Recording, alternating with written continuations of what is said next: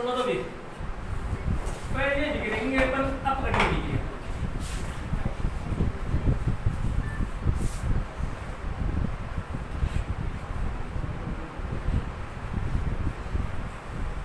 Number 2 पर बात करेंगे अपन इसके प्रकार। 3 प्रकार की होती है ताप के अपघटन।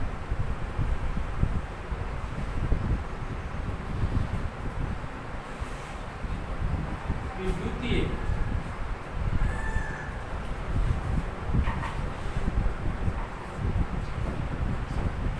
और प्रकाशीय।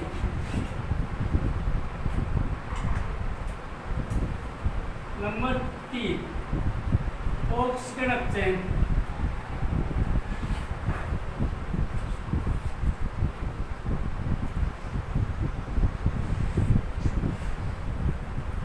नंबर 4 पे बात करेंगे अपन रेडॉक्स अभिक्रिया, मंद पर तीव्र अभिक्रिया।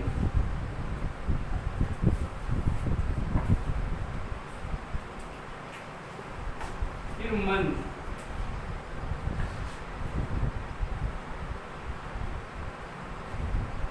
नंबर 5 पर करेंगे अपन रेडॉक्स अभिक्रिया।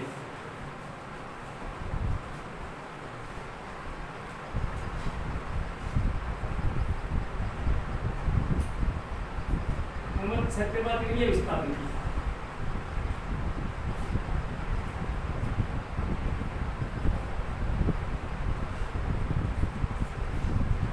और 7 पे बात करेंगे अपने विकर्ण करने का।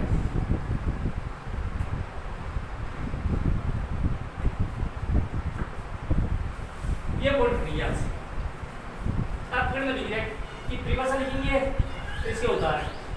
ये 3 प्रकार की होती है तापीय अपघटन, विद्युतीय अपघटन और प्रकाशीय अपघटन। इसके बाद भी ऑक्सीकरण व अपचयन अभिक्रिया की परिभाषा, तीव्र अभिक्रिया और मंद अभिक्रिया की परिभाषा, रेडॉक्स अभिक्रिया और विकृत गंधी, इन सब की परिभाषा बता देंगे और इसके उदाहरण बता देंगे। पहले बात करेंगे अपन अपघटन अभिक्रिया।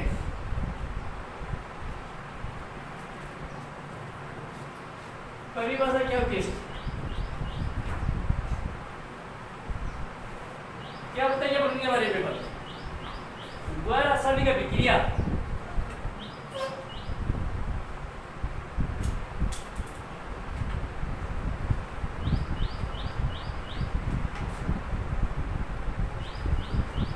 जिसमें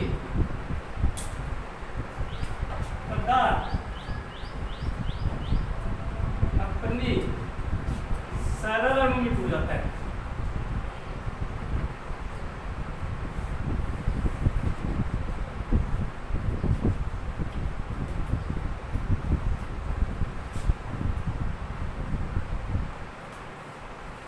अपघटन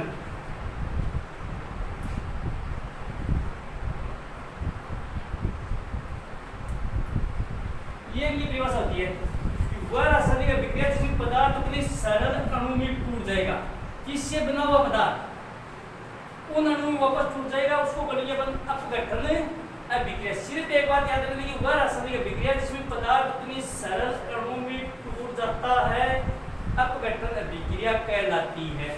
इसका उदाहरण क्या लगेगा, अपन समीकरण, ये समीकरण है CaCO3 का मतलब होता है कैल्शियम कार्बोनेट। CaCO3 इसको बोलते हैं अपन कैल्शियम कार्बोनेट। तो कैल्शियम कार्बोनेट को अपन गर्म करेंगे, या तो नाम लिखना यहाँ पर गर्म करना,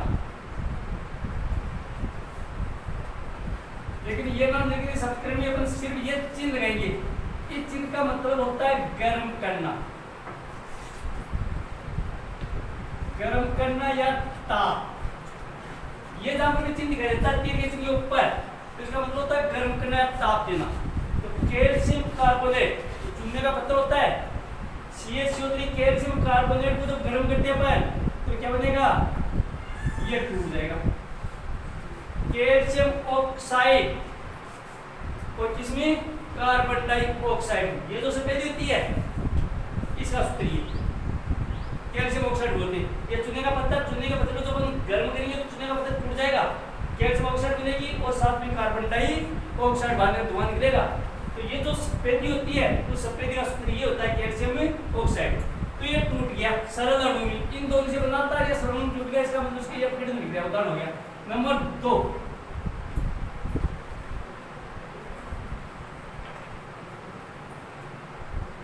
ये पानी होता है H2O, जल का सूत्र है। जल में क्या करेंगे, विद्युत धारा प्रवाहित करेंगे, ऐसे नहीं टूटेगा, विद्युत स्पूलिंग, ये शब्द लिखना पड़ेगा यहाँ पर, तब जाके समीकरण पूर्ण होगा। भाषा में कैसे लिखेंगे अपन कि पानी में जब विद्युत धारा प्रवाहित की जाती है तो पानी है हाइड्रोजन और ऑक्सीजन के अणु में टूट जाता है। यह अपघटन अभिक्रिया उदाहरण होता है। यहाँ पर विद्युत स्पूलिंग, विद्युत धारा प्रवाहित करेंगे, अगर ये शब्द नहीं लिखेंगे अपन तो समीकरण बिल्कुल गलत होगा, क्योंकि पानी तभी टूटेगा जब पानी भी विद्युत धारा प्रवाहित करेंगे। जल में जब विद्युत धारा प्रवाहित की जाती है तो ही जल हाइड्रोजन और ऑक्सीजन के अणु में टूटता है। ये चित्र मिलेगा आपको, वो इसी समीकरण से निकला है प्रश्न। नंबर 3,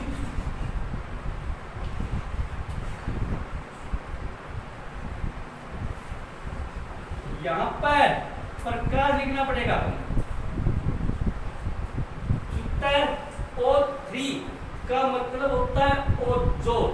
ओजोन गैस है और ओजोन क्या काम आती है, इसके उपयोग पर अगले पार्ट में लिखेंगे, जहां पर रासायनिक यौगिकों के उपयोग होंगे वहां पर इसकी बात करेंगे कि ओजोन कहां पर काम आती है, ओजोन का उपयोग है, ओजोन बनती कैसे, इसका समीकरण लिखना पड़ेगा। यहाँ पर सिर्फ अपना उदाहरण तो O3 का मतलब होता है ओजोन, किस में टूट जाएगी, O2 ऑक्सीजन, और ये इसका मतलब होता है ऑक्सीजन के 3 सूत्र होते हैं, O, एक O2 और एक O3। इसका मतलब होता है नवजात ऑक्सीजन, ये ऑक्सीजन और ये ओजोन, 3 परमाणु होते हैं। O का मतलब होता है नवजात ऑक्सीजन, O2 ऑक्सीजन और O3 ओजोन। तो जब ओजोन प्रकाश की उपस्थिति में ऑक्सीजन और नवजात ऑक्सीजन में टूट जाता है।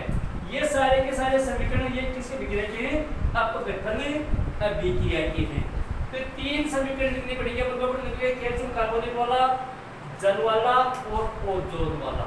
ये परिभाषा हो गई पर। नंबर 2 पर लिखेंगे पर ये अपघटन अभिक्रिया 3 प्रकार की होती है। पहले जो अभिक्रिया होती है अपघटन अभिक्रिया वो होती है तापीय अपघटन अभिक्रिया। अपघटन अभिक्रिया 3 प्रकार की होगी। नंबर 1 पर होती है आपकी तापीय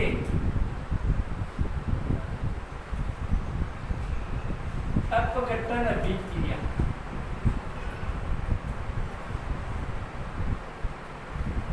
तापीय अपघटन अभिक्रिया से क्या लिखेंगे अपन कि वह रासायनिक अभिक्रिया, नाम देना कितनी सरल बात है, वह रासायनिक अभिक्रिया जिसमें पदार्थ ताप के प्रभाव से अपनी सरल अणु में टूट जाता है, तापीय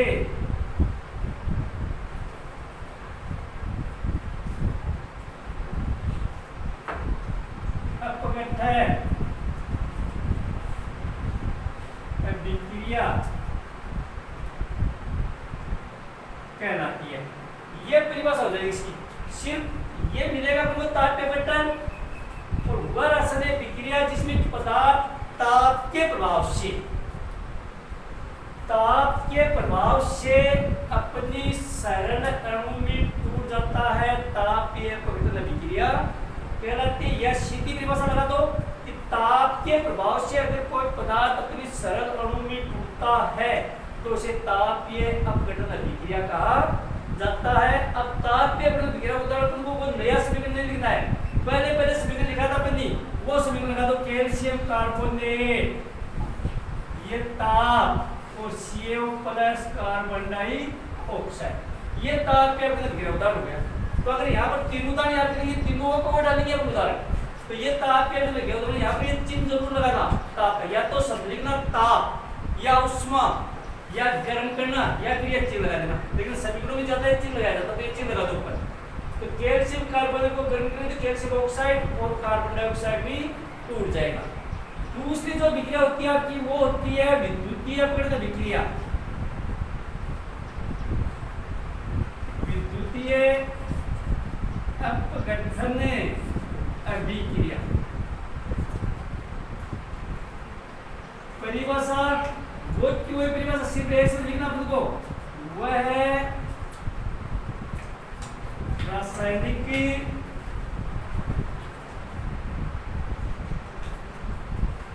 अभिक्रिया जिसमें पदार्थ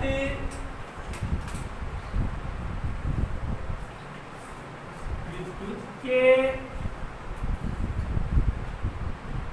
प्रभाव से अपने सरल अणु में टूट जाता है।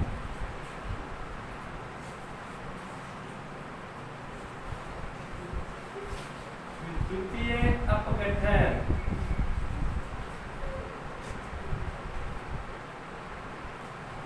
अभिक्रिया कहलाती है।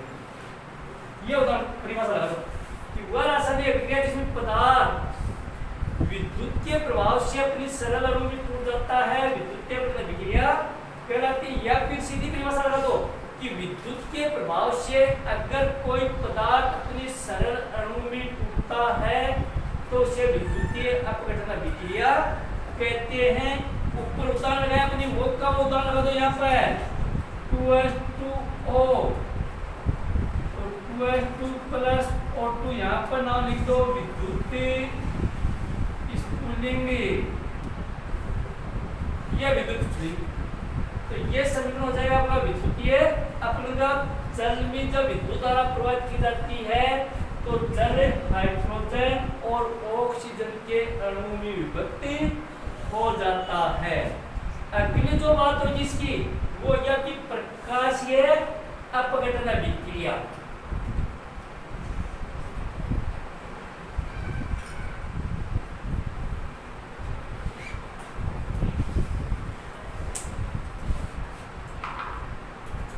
तीसरा जो इनका प्रकार है वो आपका प्रकाशीय।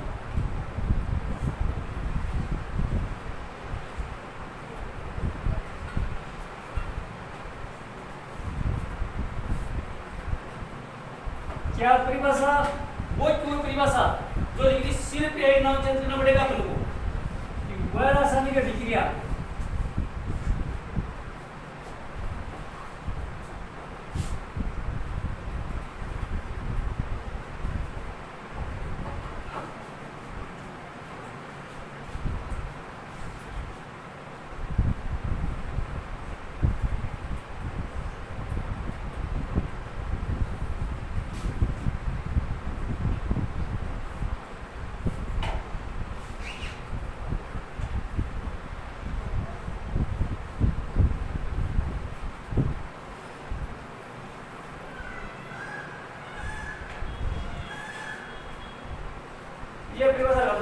कि वह रासायनिक अभिक्रिया जिसमें पदार्थ प्रकाश के प्रभाव से, सिर्फ एक शब्द जोड़ना, तीनों परिभाषा एक ही होगी, उसमें ताप, उसमें विद्युत और इसमें प्रकाश।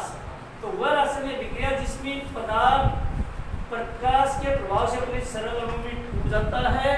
या फिर सीधी परिभाषा लगा दो कि प्रकाश के प्रभाव से अगर कोई पदार्थ अपने सरल अणु में टूटता है तो इसे प्रकाशीय अपघटन अभिक्रिया कहा जाता है।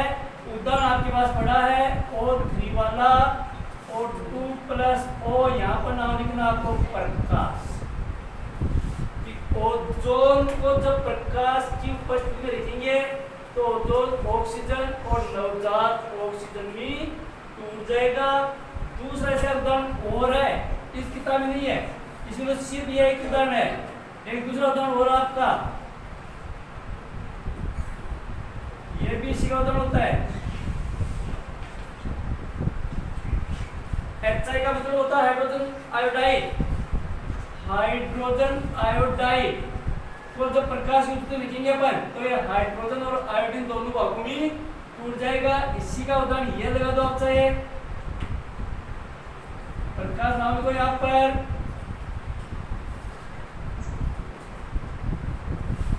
हाइड्रोजन ब्रोमाइड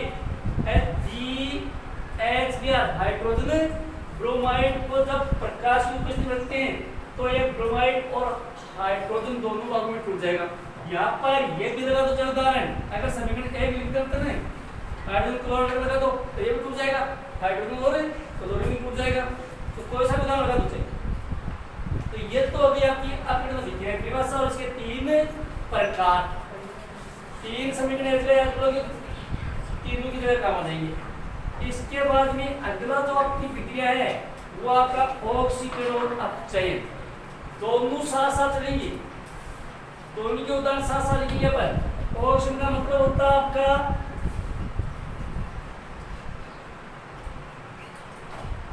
ऑक्सीकरण अभिक्रिया। परिभाषा देखिए कितनी सरल है, वह रासायनिक अभिक्रिया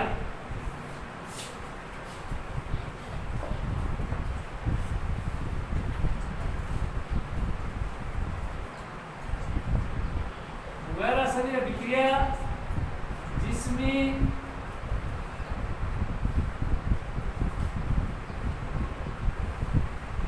ऑक्सीजन का योग होता है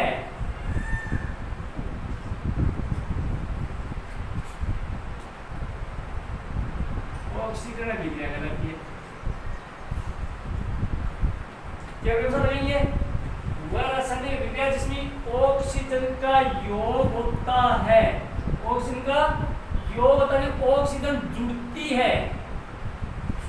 किसी भी रासायनिक अभिक्रिया में अगर ऑक्सीजन जुड़ रही है, ऑक्सीजन का योग हो रहा है तो इसको बोलेंगे अपन ऑक्सीकरण अभिक्रिया। अब उदाहरण लगा उसको देखिए कि पिछा पर लगाया एक संयोजन अभिक्रिया, उदाहरण लगाया आप कि वह रासायनिक अभिक्रिया जिसमें ऑक्सीजन का योग होता है वो ऑक्सीकरण अभिक्रिया कहलाती है। और सीधी सी परिभाषा इसकी ये होती है कि जिस अभिक्रिया में ऑक्सीजन जुड़ती है उसको अपन ऑक्सीकरण अभिक्रिया कहते हैं। उदाहरण ढूंढने की जरूरत नहीं है, जुड़ रही है यहाँ पर, यानी कार्बन के साथ ऑक्सीजन जुड़ रही है, जुड़ रही है क्या? सल्फर के साथ ऑक्सीजन जुड़ करके सल्फर डाइऑक्साइड बन गई, योग हो रहा है ऑक्सीजन का।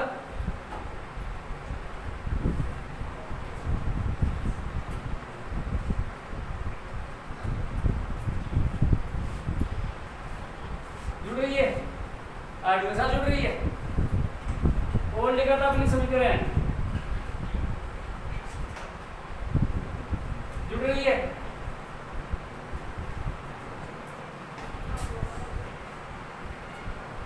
जुड़ रही है तो जिसमें ऑक्सीजन जुड़ती है उसको अपन ऑक्सीकरण अभिक्रिया कहते हैं। जो भी उदाहरण आपको बढ़िया लगे वो डाल देना अपने साथ, जो को समीकरण सरल आ गए, सिर्फ ऑक्सीजन जोड़ दिया और बाकी कुछ नहीं करना है। तो जिसमें ऑक्सीजन का योग होगा वो ऑक्सीकरण अभिक्रिया कहलाएगी। अब देखना आगे वाले समीकरण क्या होगा, अगली परिभाषा क्या लिखेंगे अपन, तो उसके समीकरण कौन से होंगे? अगले समीकरण आपका अपचयन अभिक्रिया।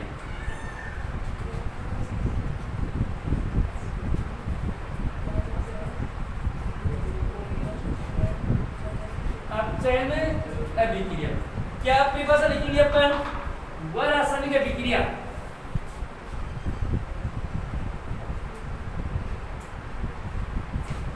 रासायनिक अभिक्रिया जिसमें ऑक्सीजन परतक होती है,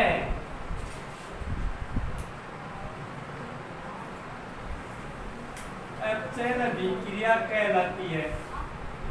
तो परिभाषा वह रासायनिक अभिक्रिया जिसमें ऑक्सीजन परतक होती है या फिर इस प्रकार की रासायनिक विक्रिया जिसमें ऑक्सीजन की कमी होती है।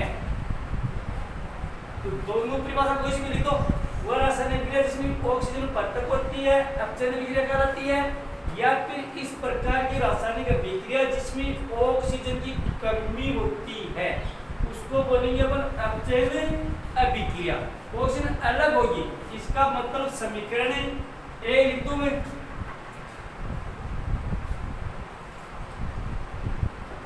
हो गई अलग, पहले कार्बन के साथ थी और अब क्या होगी, कार्बन से अलग होगी, कमी हो गई ऑक्सीजन की, वही समीकरण हो गई अलग। पहले सल्फर के साथ थी ऑक्सीजन, अब सल्फर से अलग होगी तो यहां पर ऑक्सीजन की कमी हो गई।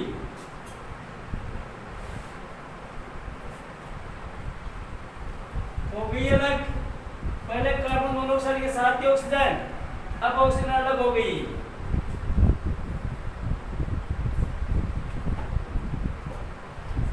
पहले नाइट्रोजन के साथ थी और अब नाइट्रोजन के अलग हो गई। तो इस प्रकार की रासायनिक क्रिया जिसमें ऑक्सीजन अलग होती है, ऑक्सीजन की कमी हो जाती है, अपचयन विक्रिया कहलाती है। इसके बाद भी जो अगली परिभाषा आएगी वो परिभाषा होगी आपकी तीव्र और मंद दोनों विक्रिया एक साथ चलेगी। तीव्र विक्रिया कौन सी होती है, परिभाषा देख लो आप पहले।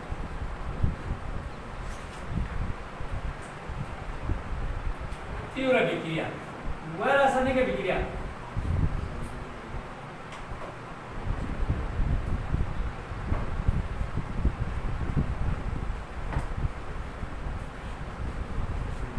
रासायनिक विक्रिया जो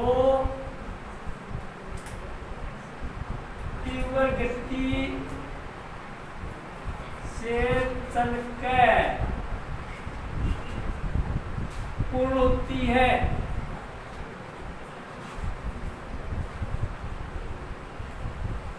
वह रासायनिक विक्रिया जो तीव्र गति से चलकर पूर्ण होती है, या इस प्रकार की रासायनिक विक्रिया जो तेज गति से चलकर पूरी हो जाती है, या फिर इस प्रकार की रासायनिक विक्रिया जिसको पूर्ण होने में बहुत कम समय लगता है, बहुत कम समय में वह विक्रिया पूरी हो जाती है, या फिर इस प्रकार की रासायनिक विक्रिया जिसमें क्रिया कारक से क्रिया फल बनने में बहुत कम समय लगता है, तीव्र विक्रिया कहलाती है। यहाँ पर मुझे उदाहरण लगा देंगे, सिर्फ उदाहरण, ईंधन का जलना, ईंधन का जलना। कागज को जब जलाएंगे अपन तो बहुत कम समय विक्रिया होती है, कागज जल करके क्या बन जाएगा, राख बन जाएगा।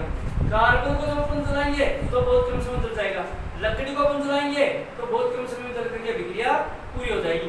तो ईंधन का जो जलना है वो तीव्र विक्रिया होती है, इस विक्रिया को पूरा होने में बहुत कम समय लगता है।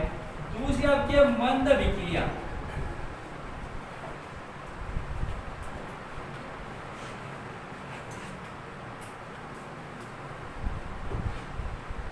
वह रासायनिक विक्रिया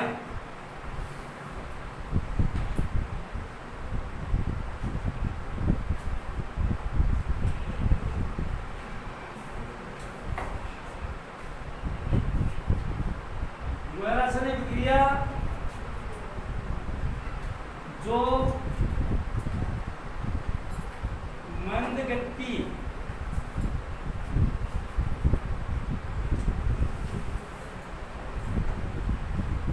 वह रासायनिक विक्रिया जो मंद गति से चलकर पूर्ण होती है। किस प्रकार रासायनिक विक्रिया, वह रासायनिक विक्रिया जो मंद गति से चलकर पूर्ण होती है, या फिर इस प्रकार की रासायनिक विक्रिया जिसको पूर्ण होने में बहुत लंबा समय लगता है, या इस प्रकार की रासायनिक विक्रिया जो लंबे समय चल करके पूर्ण होती है, काफी लंबा टाइम लगता है इस विक्रिया को पूर्ण होने में। इसका उदाहरण अपन लगा देंगे, लोहे पर जंग लगना,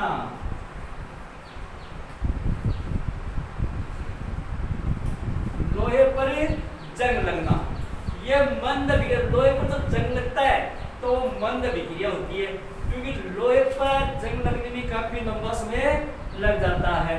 तो लोहे पर जो जंग लगना होता है वो होता है मंद अभिक्रिया। इसके बाद जो पतली अभिक्रिया आ रही है आपकी, वो आपकी रिडॉक्स अभिक्रिया।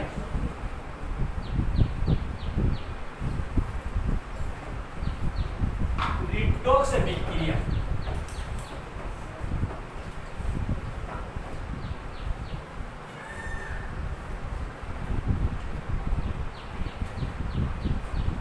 क्या परिभाषा होगी, यहां से परिभाषा निकालेंगे अपन कि वह रासायनिक अभिक्रिया या इस प्रकार की रासायनिक अभिक्रिया जिसमें ऑक्सीकरण और अपचयन दोनों अभिक्रियाएं साथ साथ चलती हैं, रिडॉक्स अभिक्रिया कहलाती है।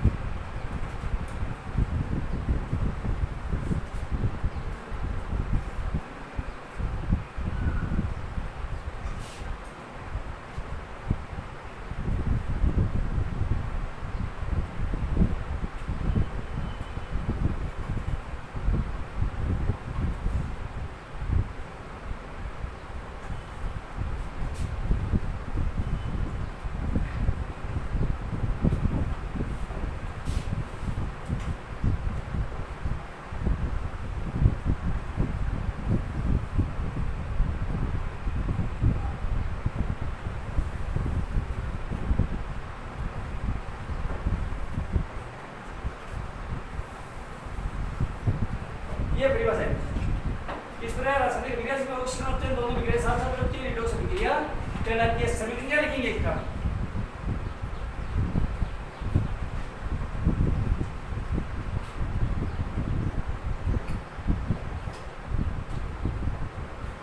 ये इसका समीकरण CuO कॉपर ऑक्साइड, ये कॉपर ऑक्साइड, ये हाइड्रोजन। तो यहाँ पर कॉपर प्लस H2O, यहाँ पर तो ऑक्सीजन अलग हो गई, कॉपर के साथ तो कॉपर से अलग हो गई, तो ये अलग हो गई, इसका मतलब अपचयन अभिक्रिया होगी। और यहाँ पर हाइड्रोजन के साथ जुड़ गई, यहाँ पर हाइड्रोजन है तो यहाँ पर H2O बन गया, तो हाइड्रोजन के साथ और जुड़ ऑक्सीजन का योग हो गया। तो हाइड्रोजन के साथ ऑक्सीजन का योग हो गया, इसका मतलब ऑक्सीजन का योग होने वाली अभिक्रिया ऑक्सीकरण अभिक्रिया हो गई। तो दोनों अभिक्रिया साथ साथ चलती है, इसमें ऑक्सीजन भी होता है, ऑक्सीजन जुड़ती भी है और ऑक्सीजन अलग भी होती है। यहाँ पर ऑक्सीजन इससे अलग हो गई कॉपर से, और यहाँ पर हाइड्रोजन के साथ इसका संयोग हो गया। तो इस प्रकार की अभिक्रिया को बोलेंगे रिडॉक्स अभिक्रिया। अगली जो अभिक्रिया आपकी वो होगी विस्थापन अभिक्रिया।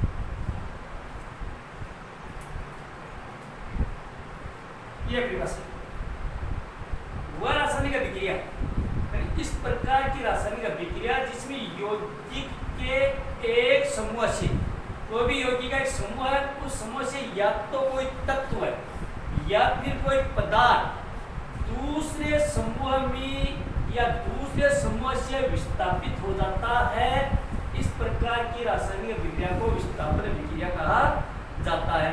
कोई भी या तो एक तत्व है या कोई समूह है या कोई पदार्थ है, वो एक स्थान को छोड़ करके दूसरे वाले तत्व या समूह से जुड़ जाता है। उदाहरण Zn का मतलब होता है zinc plus H2SO4 sulphuric acid बोलते हैं। तो जिंक प्लस H2SO4 किसका विस्थापन होगा? ZnSO4 plus H2, zinc sulphate और हाइड्रोजन। तो पहले देखो सल्फेट जो समूह है वो हाइड्रोजन के साथ है, अब किसके साथ हो गया? जिंक के साथ हो गया। यानी एक ये आपका समूह होता है, उस समूह का एक तत्व है, ये जो सल्फेट है वो सल्फेट उस समूह को छोड़ करके, ये परिभाषा कि एक समूह से तत्व या पदार्थ, तो यहाँ पर सल्फेट है, वो सल्फेट हाइड्रोजन वाले समूह को छोड़ करके किसके साथ जुड़ गया? जिंक के साथ जुड़ गया, जिंक के साथ विस्थापित हो गया। एक समूह को छोड़ करके दूसरे समूह के साथ विस्थापित हो जाता है। इस प्रकार की विक्रिया को विस्थापन विक्रिया कहा जाता है। जिंक प्लस सल्फ्यूरिक एसिड बराबर जिंक सल्फेट प्लस हाइड्रोजन। दूसरा समीकरण क्या लिखेंगे अपन? जिंक की जगह Fe ले लो, Fe का मतलब होता है फेरस प्लस H2SO4। सारे समीकरण एक से चलेंगे, तो फेरस लोहा, फेरस प्लस सल्फ्यूरिक एसिड, तो पहले सल्फेट किसके साथ है? हाइड्रोजन के साथ है। अब ये अपना समूह चेंज करेगा, विस्थापित होगा, तो किसके साथ जुड़ेगा? FeSO4 plus H2। FeSO4 का मतलब होता है ferrous sulphate. Number 3 Cu plus H2SO4, Cu का मतलब कॉपर, H2SO4 वो है आपका सल्फ्यूरिक एसिड। तो पहले हाइड्रोजन के साथ है सल्फेट समूह है, अब ये जगह चेंज करेगा अपनी और दूसरे के साथ जुड़ेगा ये, तो कॉपर सल्फेट प्लस हाइड्रोजन। सारे समीकरण से एक समीकरण याद हो गया तो सारे समीकरण से चलेंगे। कितने भी समीकरण ले दो यहाँ पर, बस समूह को हटा दो, दूसरे के साथ जोड़ते दो, तो इसका मतलब होता है विस्थापन विक्रिया के उदाहरण। अब तो लास्ट का पॉइंट आपका विकृत गंधिकता का मतलब क्या होता है?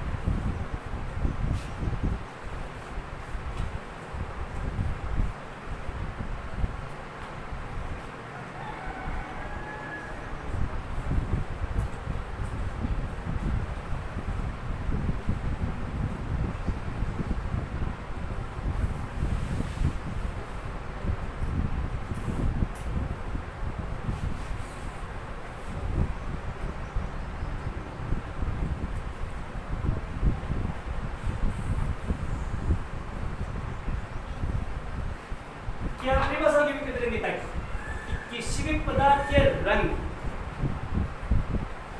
तीन शर्त, या तो रंग भी परिवर्तन होगा, या फिर गंध में परिवर्तन होगा, या फिर स्वाद में परिवर्तन होगा। तो किसी भी पदार्थ के रंग, गंध व स्वाद में परिवर्तन होना क्या कहलाता है? विकृत गंधिकता। नाम ही विकृत गंधिकता है, शब्द में परिभाषा है। विकृत सुगंध में, या तो गंध है, उस गंध में कोई विकृति आ गई, उसमें कोई परिवर्तन हो गया, तो उसको विकृत गंधिकता बोलेंगे अपन। उदाहरण क्या लगाएंगे अपन?